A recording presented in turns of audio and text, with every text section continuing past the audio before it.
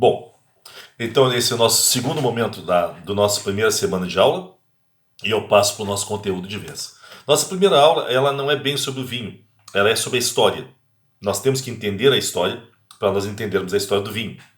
Então, é uma aula um pouco mais teórica, e acho que eu particularmente acho interessantíssima a aula, mas eu acho que ela pode soar um pouco desinteressante porque ela não é sobre vinho em si. Eu vou mencionar o vinho o tempo inteiro, mas nós não vamos ter aquela aula falando de gregos, romanos, dos egípcios, dos mesopotâmicos, que eu começo com essa aula mais de história na segunda semana.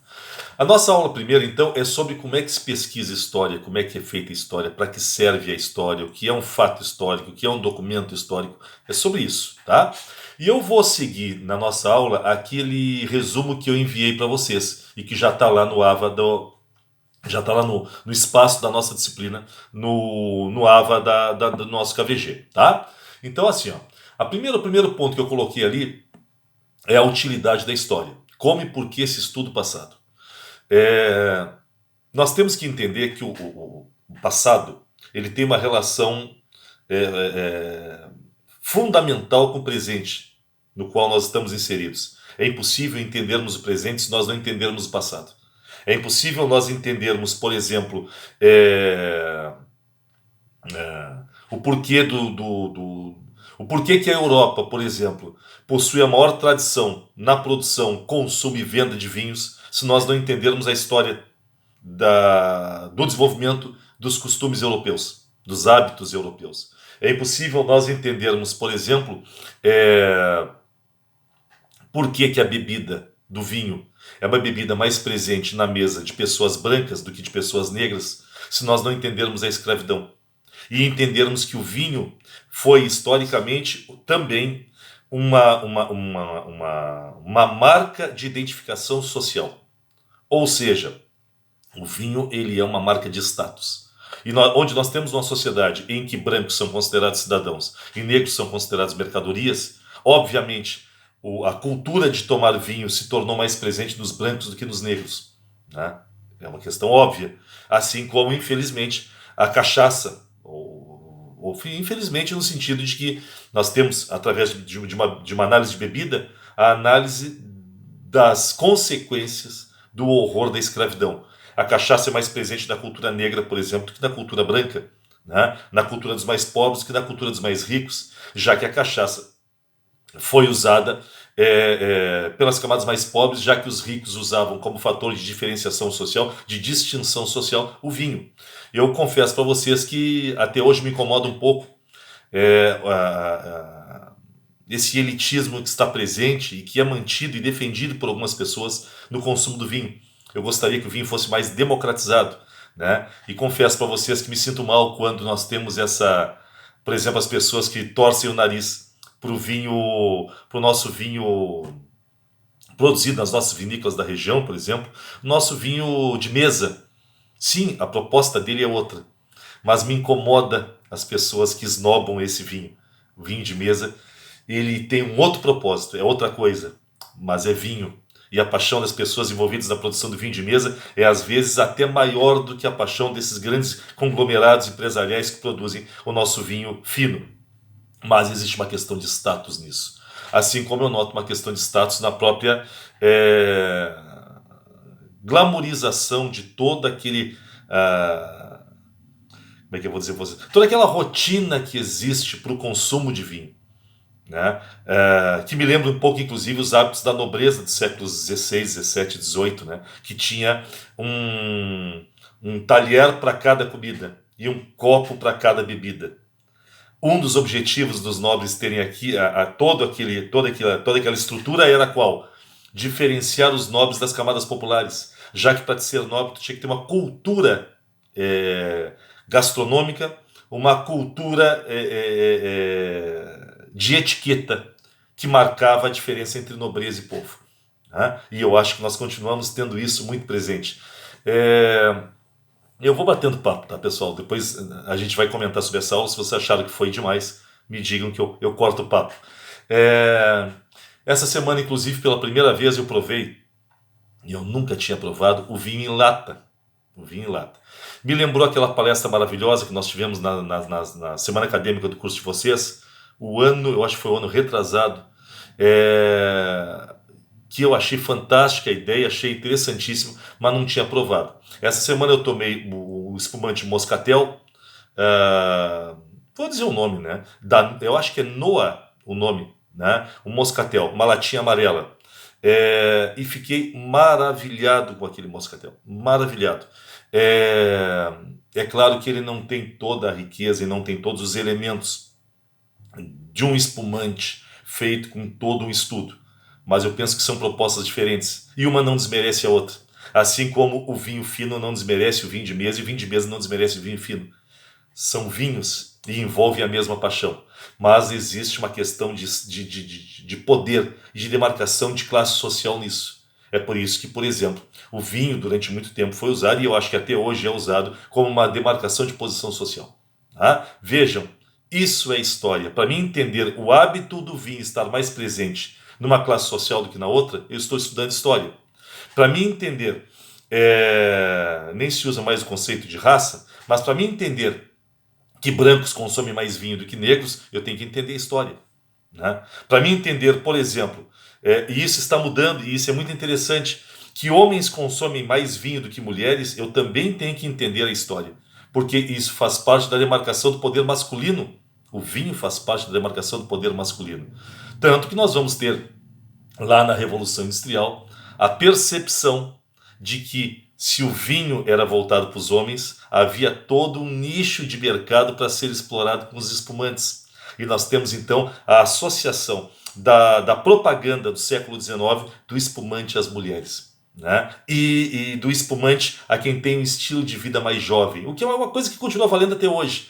Então, através do entendimento do século XIX, da Revolução Industrial, da necessidade de venda para uma produção que era cada vez maior, nós temos a definição de hábitos dos nossos dias. Aliás, o próprio ato da mulher estar bebendo mais vinho e de nós termos hoje em cursos de fruticultura e enologia muitas mulheres, né? Penso que talvez mais mulheres do que homens até no curso de viticultura e enologia, isso também é um fato histórico que tem que ser analisado como história. Isso faz parte da vitória ou de transformações ocorridas a partir do movimento feminista, que vai se fortalecer a partir dos anos 60 com a liberação sexual. Vejam, nós estamos analisando o consumo do vinho hoje em dia e estamos usando história para isso. Essa é a utilidade da história, para isso se estuda o passado. Nós temos que entender o passado para compreender o que acontece no presente, porque senão o presente fica vazio. Né? É por isso que eu penso que também falta isso nas análises que eu vejo e eu acompanho intermináveis estudiosos de vinho, e o Instagram eu acho muito bom para isso. O que eu tenho assistido de excelentes palestras de enólogos, de sommeliers, de professores, é impressionante como tem gente boa dando palestras sobre isso. Né? Gratuita, 40, 50 minutos, de forma mais direta, para mim é ótimo. E o que eu acho que falta em todas essas análises? Falta história. Falta-se entender que as coisas hoje são são repercussões de coisas que acontecem no passado. Não dá para entender o aumento do consumo de vinho entre as mulheres sem entender a força da revolução sexual que houve nos anos 60. E a força da luta das mulheres a favor dos movimentos civis, que começa, na verdade, no Brasil lá na década de 1910, né? Primeiro pelo direito de voto, depois pelo direito de entrar no mercado de trabalho, depois pelo direito de estudar e depois pelo direito de consumo de produtos que são tradicionalmente associados ao universo masculino. Tá? Então, isso é história, essa é a utilidade da história. E é por isso que a história está viva. A história a história não fica no passado. A história se renova, porque conforme as sociedades vão se transformando e os hábitos vão se transformando, a análise sobre o passado vai sendo retomada constantemente. Bom, o segundo ponto que eu coloquei ali é a respeito do tempo. E é interessante nós pensarmos, porque a história ela é baseada no tempo, na análise do tempo. A minha disciplina é baseada na análise do tempo. Só que e baseada na medição do tempo. É por isso que eu, por exemplo, discordo dos professores que dizem que não é importante saber os séculos ou as épocas em que as coisas acontecem. Não é importante saber o ano certinho, mesmo assim, para mim, algumas coisas precisa saber. Mas nós temos que saber o que ocorre num século, o que ocorre no outro. Ou o que ocorre numa década, ou numa centena de anos. Bom, século já tinha comentado, ou em 20, 30 anos. Nós temos que saber. Porque se nós não conseguirmos encaixar os fatos dentro de uma época, nós não vamos entender qual é a relação entre esses fatos. Vou citar um exemplo. Você sabe que a Estátua da Liberdade foi um presente dado pela França aos Estados Unidos. A Estátua da Liberdade é francesa, ela foi dada aos Estados Unidos. Por quê? Porque os franceses estavam agradecendo a influência da independência dos Estados Unidos na Revolução Francesa. A independência dos Estados Unidos foi antes da Revolução Francesa. Os Estados Unidos lutaram pela sua independência antes dos franceses começarem a derrubar o rei Luís XVI. Ou seja, quem inspirou a Revolução Francesa foram os Estados Unidos. Como é que eu sei disso? Pelas datas. Pelas datas. Então, sim, nós precisamos das datas, né? Só que é interessante nós pensarmos que nem todos os povos mediram o tempo da mesma forma, já que a medição de tempo é um aspecto cultural e cada cultura mede o tempo de forma diferente. Os judeus, por exemplo, eles não estão no ano 2020 porque os judeus não usam o nosso calendário. Aliás, como é que é chamado o nosso calendário? Nosso calendário é o calendário gregoriano, porque foi consolidado pelo Papa Gregório. E o nosso calendário é cristão. Tanto que o ano 1 para nós, quer dizer, o ano de início do nosso calendário é o ano de nascimento de Cristo. E aí nós temos um problema, para os judeus, Cristo não é Deus. E Cristo não é filho de Deus, então.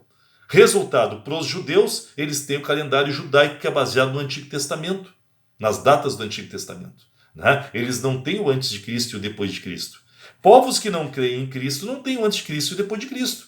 Por exemplo, os chineses não seguem o nosso calendário, os chineses não são cristãos. Os japoneses não seguem o nosso calendário, os japoneses não são cristãos.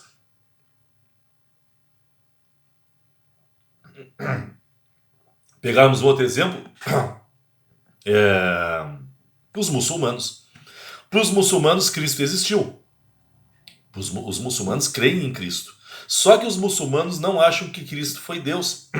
Até porque os muçulmanos não aceitam essa ideia de Cristo, de Deus, que eles chamam de Alá, um ser tão poderoso, poder se materializar num homem e esse homem ser morto pelos homens.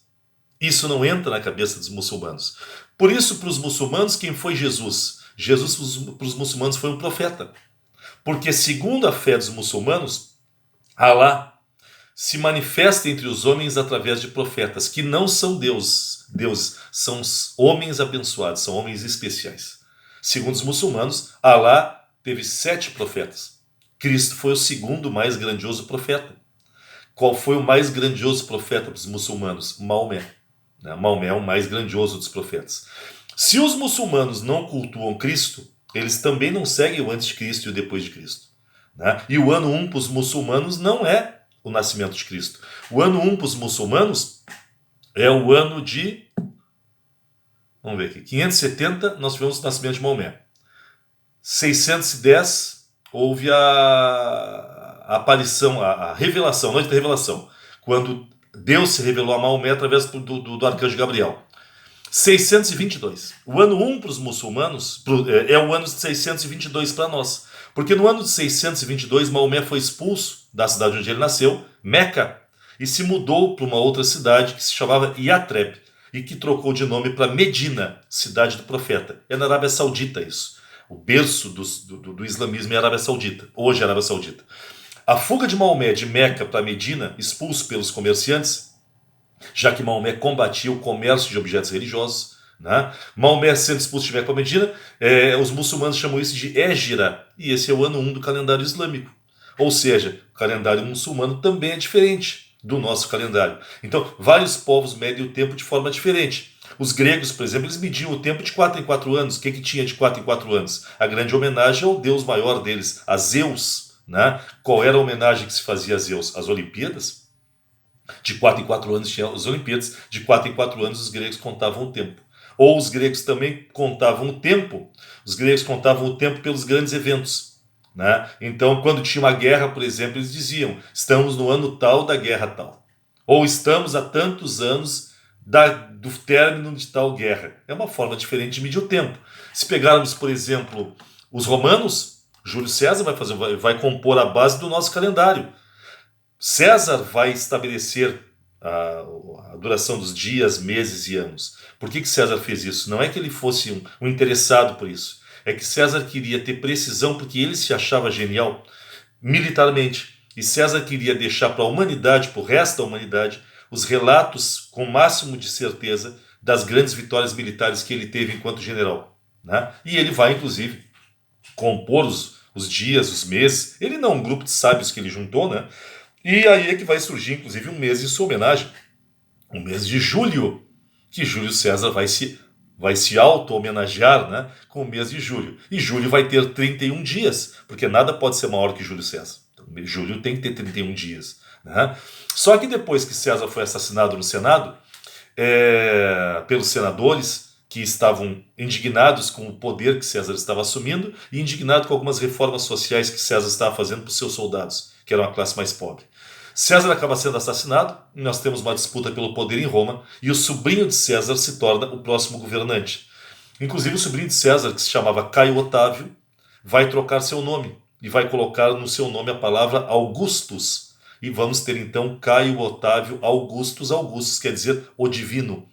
Porque Caio Otávio passa a ser cultuado como um deus, ele estabelece o culto a si próprio, e passa a ser cultuado como um deus, de onde surge o Augustus. A partir de então, todos os governantes de Roma passam a ser chamados de Augustos. Otávio é o primeiro Augustus. E todos os caras que se chamam Augustos são imperadores. Ou seja, Júlio César não foi imperador de Roma. O primeiro imperador de Roma foi o sobrinho dele. Otávio Augustus, quando chegou ao poder, ele passa a defender que ele também tivesse um mês em sua homenagem. Se o tio dele tinha Júlio, ele vai ter o mês de agosto. Agosto de Otávio Augustus. E agosto também tem 31 dias. Nós temos 2 meses com 31 dias na sequência. Julho e agosto. Porque Otávio pensa, maior do que meu tio eu jamais serei, mas menor do que ele eu não sou. E nós vamos ter 2 meses com 31 dias. Ou seja, o tempo ele é medido de forma diferente por diferentes sociedades. Uma coisa que me chama a atenção é que algumas pessoas não sabem passar de século para ano e de ano para século. Tá? A coisa é bem simples. Tá? Então, por exemplo, vamos pegar o ano da independência do Brasil, 1822, tá? Ano da independência do Brasil. Como é que eu faço para saber em que século se deu o ano de 1822? Cortem os 2 últimos algarismos. Então, 1822, eu vou cortar os dois do final. Vou ficar com 18 e vou fazer mais um. 18 mais 1, 19. Aqui, ó. Vamos ver se eu consigo mostrar para vocês. Tá aqui, ó. 1822. Eu tiro os 2 últimos algarismos, o 2 e o 2, fica 18. 18 mais 1, 19. Vamos pegar um outro exemplo. Vamos pegar aqui o ano de 450. 450. Que século houve o ano de 450? O que eu vou fazer? Eu vou tirar os 2 últimos números e vou somar 1 no que sobrou. Olha aqui. 450. Tirei o 0. Tirei o 5. 4 mais 1, 5. Século 5. Vamos pegar um outro exemplo.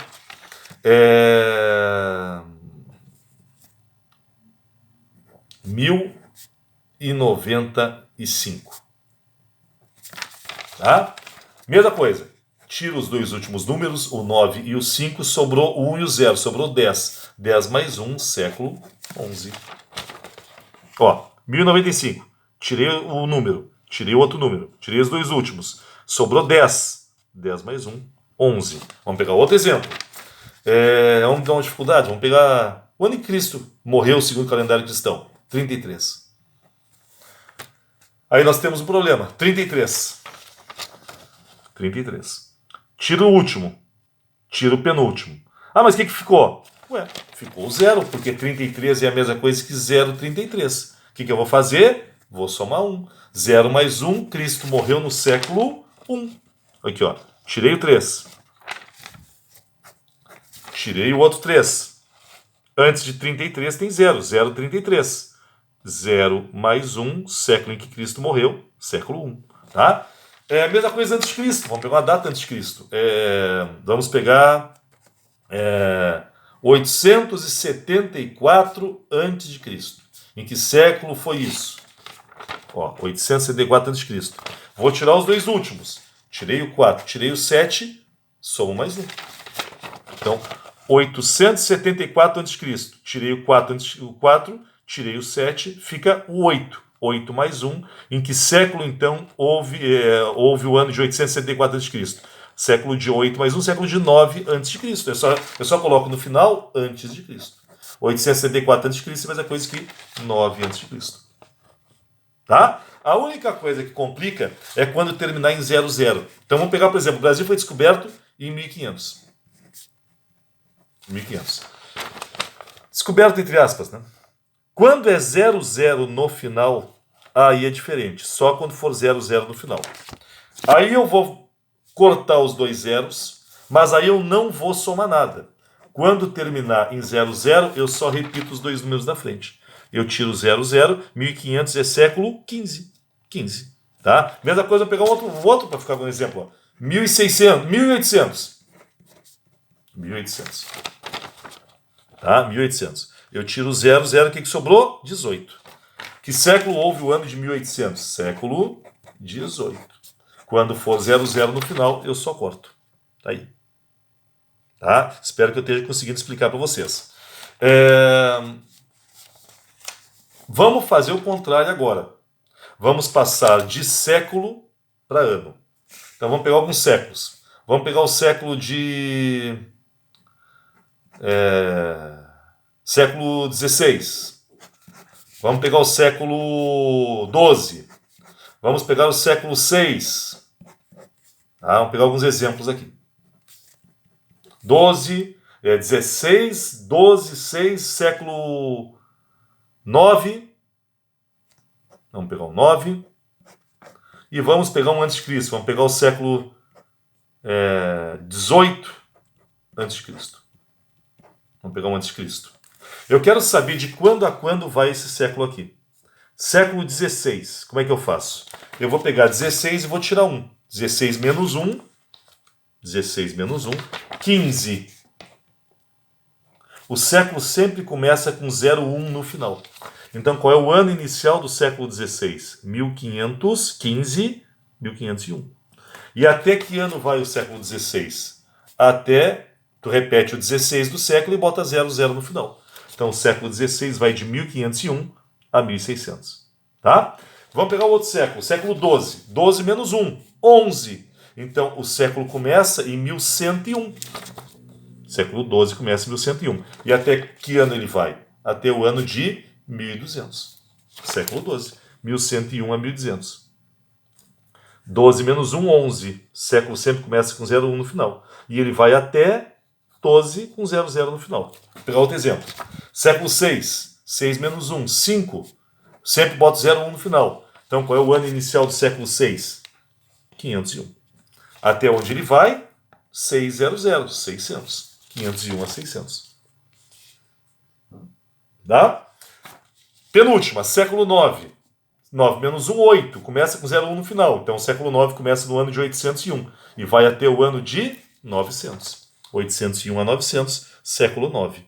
Por fim, o século XVIII a.C. Mesma coisa. 18 menos 1, 17. Começa com 01 no final. Então, qual é o ano inicial do século XVIII? 1701. E aí, claro, eu repito 18, 1800. Então, o século XVIII ele vai de 1701 a 1800. Só que é antes de Cristo. E antes de Cristo é o contrário. Então, o que eu vou fazer? O século XVIII vai de quando a quando? Eu só inverto.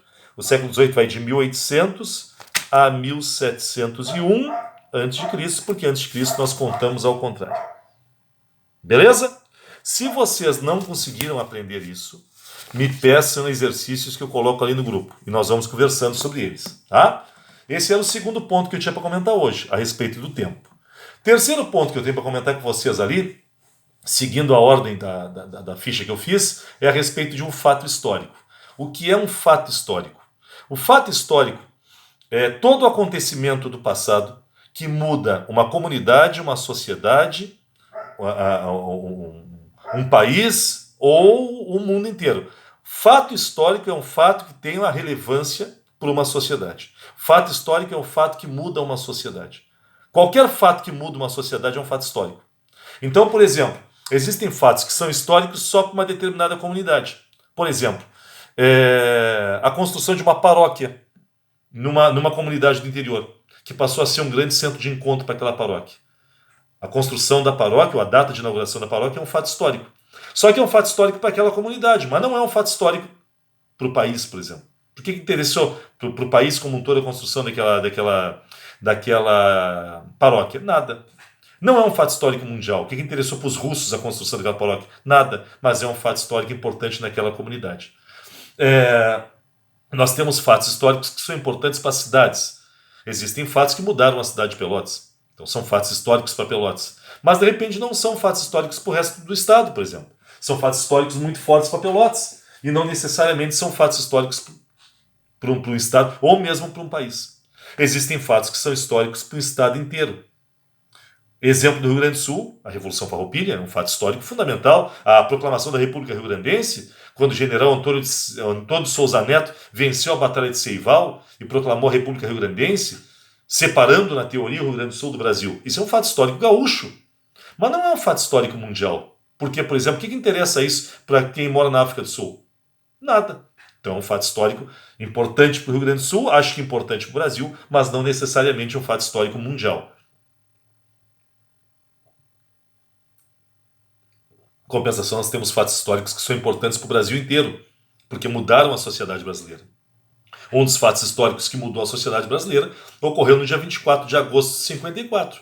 Para ser mais preciso, entre 8 e 8h15 da manhã. Suicídio de Getúlio Vargas, 24 de agosto de 54. Ele muda toda a história do nosso país. Muda toda a sociedade brasileira. Então é um fato histórico fundamental para a sociedade brasileira. Existem fatos históricos que são mundiais. Exemplo, 6 e 9 de agosto de 1945. Por que houve nessas duas datas as bombas atômicas? 6 de agosto de 45, bomba atômica de Hiroshima. 9 de agosto de 45, bomba atômica de Nagasaki.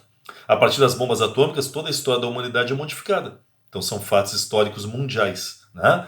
E ali eu coloquei em seguida, como é possível que um mesmo fato histórico gere visões diferentes? Eu acho interessantíssimo isso. Como é que pode dois historiadores analisarem o mesmo fato histórico e terem visões diferentes sobre o mesmo fato histórico? A resposta a isso, porque quando nós analisamos um fato, nós analisamos a partir de preconceitos ou de preconceitos que nós temos. Que nem eu vou citar um exemplo para vocês, quando a gente escuta uma música. Como é que pode, se a música é a mesma, uns acharem boa e outros acharem ruim a música? Se a música é a mesma, os acordes da música são os mesmos, a letra é a mesma. Porque quando nós analisamos a letra de uma música, quando nós escutamos a música, quando nós escutamos uma música, o nosso ouvido, os nossos sentidos, eles são influenciados por condições, por pensamentos que nós já carregamos. São preconceitos que nós carregamos ao escutar uma música. Nós não escutamos uma mera música. Nós escutamos influência de circunstâncias. É por isso que, por exemplo, uma pessoa que está feliz e uma pessoa que está triste vão ter visões diferentes sobre a mesma música. Uns podem amar, outros podem achar uma porcaria. Né? Eu cito um exemplo.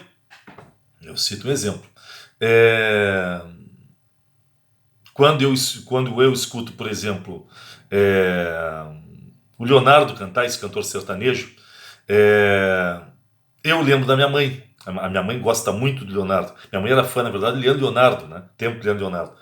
E, para mim, quando eu escuto Leandro Leonardo, apesar de não ser uma música que me agrade musicalmente,